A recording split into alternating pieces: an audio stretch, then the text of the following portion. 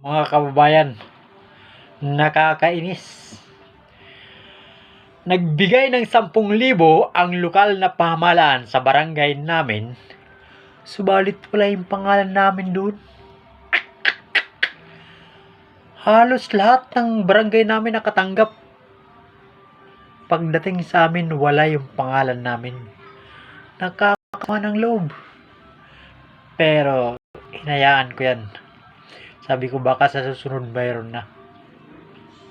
Pagkalipas ng 2 buwan, nagbigayan na naman ng 1 sakong bigas. Tuwang-tuwa ako, sabi ko. Kasi may bigas na, makakatanggap na kami. Subalit wala naman yung pangalan namin doon. Halos lahat nakatanggap sa barangay namin, kami wala.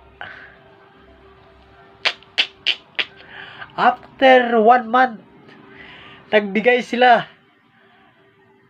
Sa lahat ng isda, nagbigay ng bangka.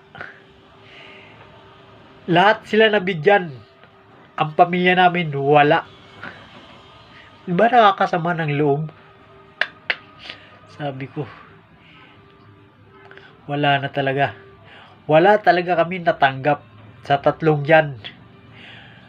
10,000, bigas, bangka, nabigay ng pamahalaan daw yun eh. Hindi kami nabigyan. Pero, lumaganap yung sakit na sore eyes. Lahat kami nagkaroon. Diba? Nakakasama ng loob. Pag-ayuda, wala kami natatanggap.